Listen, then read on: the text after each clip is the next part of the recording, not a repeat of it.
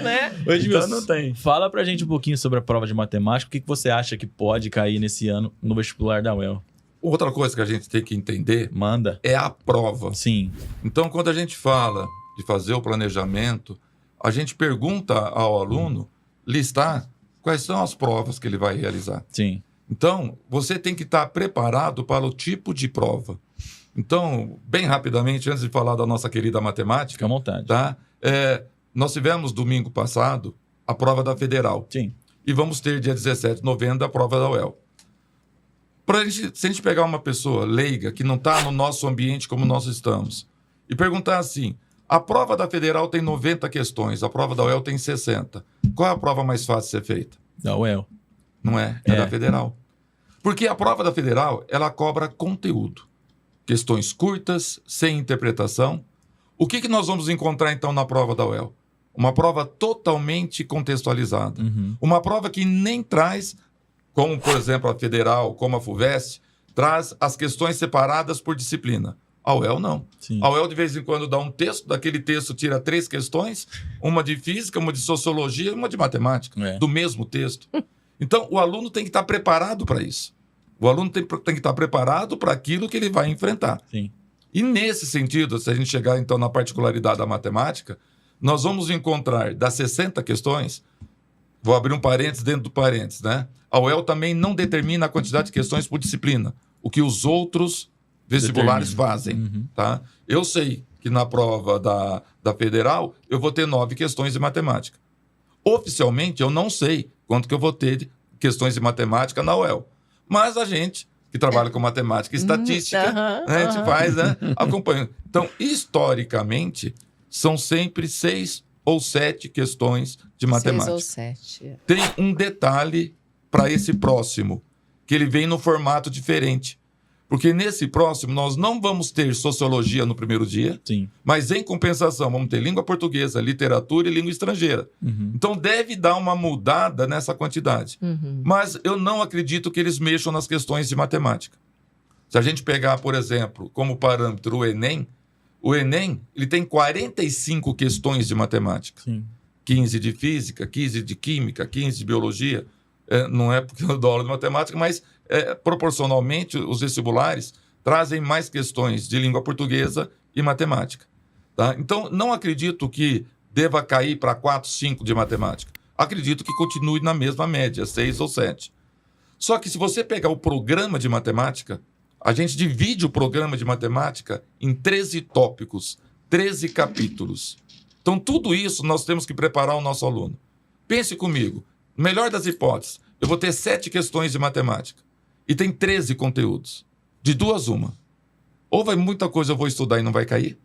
Sim. Tá? Ou ele aproveita, e aí é que vem as questões com afirmação 1, 2, 3 e 4. Na mesma questão, ele envolve 2 ou mais conteúdos. Então, isso é a primeira coisa que a gente pode esperar das questões de matemática. São aquelas questões de verdadeiro ou falso, são aquelas questões com afirmações 1, 2, 3, 4, que você tem que saber qual é a verdadeira, qual é a falsa. Então, volta a ser verdadeiro ou falso, volta a ser uma somatória da UEM, tá? Porque ali eles conseguem, de certa forma, abranger mais assuntos, deixando menos de fora, tá? Agora, das questões que caem, nós também subdividimos em 3 tipos. Aquelas que caem com frequência, aquelas que caem, mas não tem uma frequência, um vestibular sim, outro não, e aquelas que são raríssimas, a frequência é muito pouca. Sim. Então, aí, nesse sentido, também a gente vai orientando os alunos. Quando a gente fazia, né, o famoso plantão de véspera... Já fui muito, já. Tá? Saudade. Dia seguinte. Tem nós, então. Nossa, saudade, galera. No dia seguinte, o aluno 3 falava, plantões num professor, dia.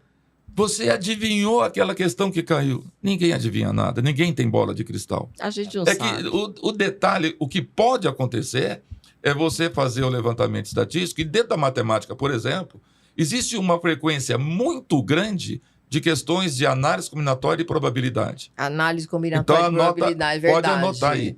Eu fiz uma prova, lembra? Tá? Eu não sabia fazer. Pode anotar, Anota. você vai no dia Anota aí, 17, se você vai trocar é fazer a menos. prova e você vai lembrar desse momento que nós estamos conversando Análise aqui. combinatória. A hora que você passar, porque tem alguns termos que dispara o clique no aluno. Tá? Então, por exemplo, a palavra probabilidade. Probabilidade Então, cai também. aí ele já fala para o aluno. Você está fazendo a questão, vê a palavra probabilidade na tua mente. É o evento dividido pelo total. Não precisa saber mais nada. Uhum. Mais nada. O resto é pensar dentro do enunciado. Se você sabe, se você associa probabilidade é o quociente entre o evento e o total, o resto você tira do texto.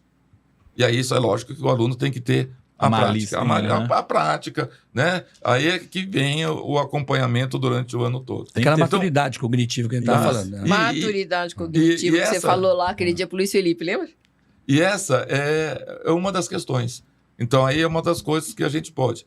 No segundo modelo, que são aquelas que caem, mas não com tanta frequência, a gente tem exponencial, logaritmo, equação do segundo grau, PAPG. a famosa PAPG. Aliás, PAPG é um assunto, se você perguntar para mim por quê, eu não tenho uma resposta. Aham. Mas é um assunto que, para o UEL, frequentemente cai. Sim. Frequentemente cai. Então, essa já ficaria lá naquele primeiro grupo, junto com probabilidade. Mas isso em conhecimentos gerais.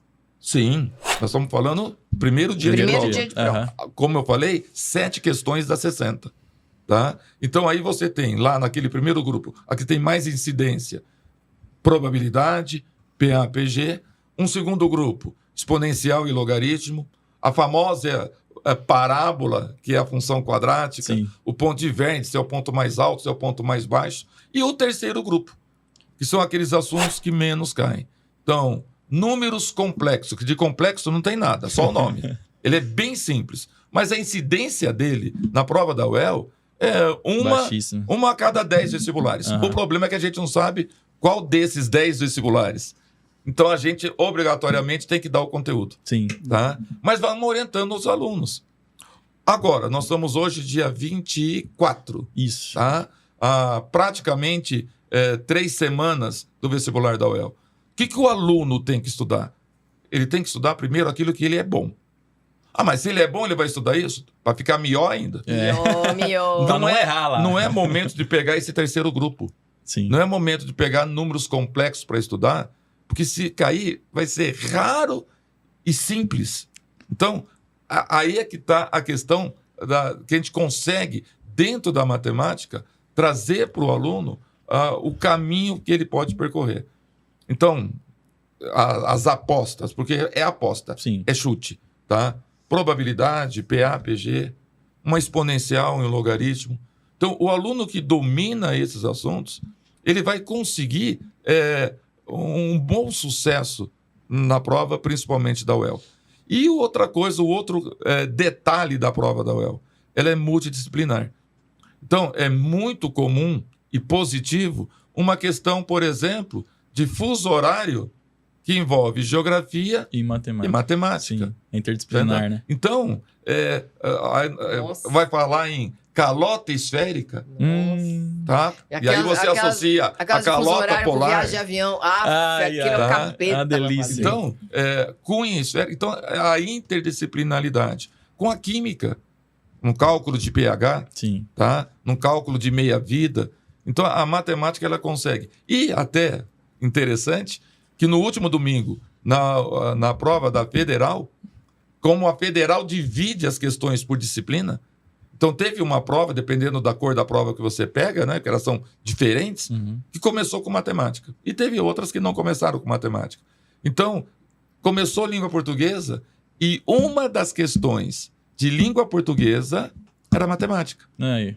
Uma das questões de língua portuguesa era uma interpretação de texto, Uhum. mas finalizava com o cálculo de juros compostos. Isso caiu na Federal, domingo passado. Sim. Tá? Então, para tudo isso, eu falo que o aluno não pode ter surpresa. O aluno tem que estar preparado para aquilo que ele vai enfrentar. E cada prova tem uma característica, cada prova tem um perfil. E o aluno tem que saber diferenciar isso. Então, nós temos alunos que fizeram a prova da Federal, vão fazer Enem, vão fazer UEL. Cada ida no domingo à prova, ele tem que ir com uma expectativa diferente. Não é, mais uma vez, só estudar ir lá resolver a questão. Sim, a UEL ela tem uma particularidade, não sei se os alunos têm a mesma dificuldade que eu tinha. É igual eu tô falando nos outros podcasts que a gente estava gravando com os professores. Eu ia fazer uma questão de um outro vestibular na apostila, eu conseguia ver, assim, até o professor falando na minha cabeça. Falou, faz assim, assim, assado. Agora, quando eu chegava numa questão da UEL, eu falava, meu Deus do céu, como é que faz?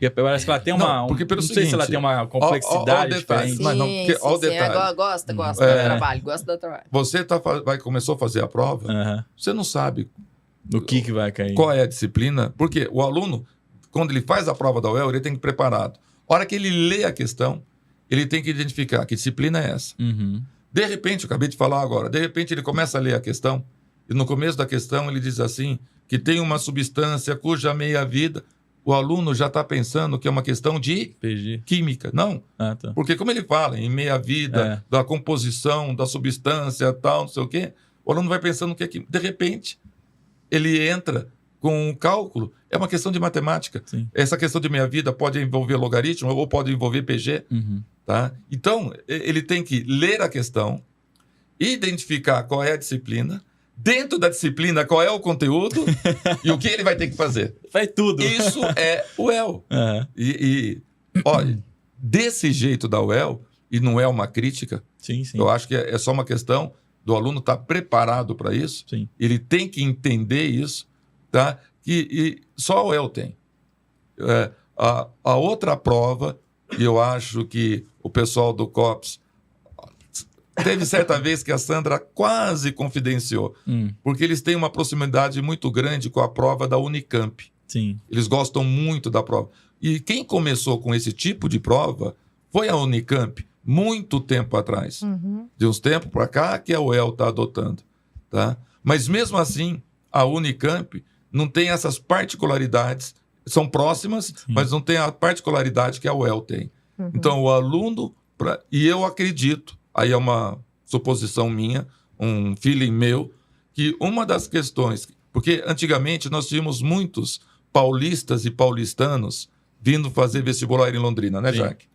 Tá? Muita gente fora. E tá diminuindo. É mesmo? Tá diminuindo. Mas vem menos, Tá? né? É muito sofrido, né? Não, E por aí- ter medo. É muito Por quê? sofrido, Porque né? É sofrido, é uma lenhada que leva, sai Não, e um triste. detalhe, se for fazer uma comparação, por que o londrinense não gosta de fazer a prova de Maringá? Porque é muito São sofrido, uma- é outra tipo, prova desgraçada. é outro que tipo. aquela Mas sabe de uma também. coisa? Entendeu? Então, para você se preparar para a prova de Maringá e para a prova de Londrina ao mesmo tempo, são provas muito diferentes. Diferentes. Não é só conteúdo. Você tem que estar preparado para o tipo de prova que você vai... Isso. O jeito da madeira que você vai jeito da enfrentar. madeira. Agora, um Exatamente. feeling meu. Tá? O que você Um vai feeling meu encontrar? também. Nossa, feeling. Só Feeling. só Anota alguma aí. coisa pra mim. Que o Nossa, feeling. feeling. feeling. Anota Deixa eu aí, ó. marcar feeling. Só que tem um detalhe. O único que ganhou dinheiro com feeling foi o Morris Albert. Mas Morris Albert, meu Deus do céu. o pessoal aqui Isso não ele não entendeu sonha nada. de Só ver, nós viu? três Dando entendemos. Só o pessoal. Pô, só lembrando, Cabelos prateados. eu acabei esquecendo aqui que o nosso patrocinador deixou uns sonhozinhos pra quem quiser, tá? Gente. Ó, seguinte, Ó, eu acho que sonho é um negócio Acesso assim. ao sonho é sempre importante. fique à vontade, pode pegar a hora que quiser aí, tá? Putz, olha o cheiro. E pra quem não gosta, sonho isso de aqui é bom pra creme. provocar. Esse Realmente. é um sonho melhor desse. Porque, sabe, o pessoal começou a inventar umas coisas de fazer recheio de goiabada no sonho. Ah, não é, não precisa. Gente, não inventa. Ou é doce de leite ou é creme. Doce de leite também tem que misturar com alguma coisinha, porque senão é só ele fica triste, porque ele também não aguenta ali. Mas, gente, olha o cheiro. Perfeito. Maravilhoso. Se quiser, eu deixo tampado já aqui, pra não provocar. Mas fica à vontade. Você vai falar alguma coisa? Delicioso. Mantenha o sonho. Mantenha o sonho. Eu acho que comer. sonho... Obrigado a Paco aí, viu? Obrigado. Eu tenho um feeling que é o seguinte.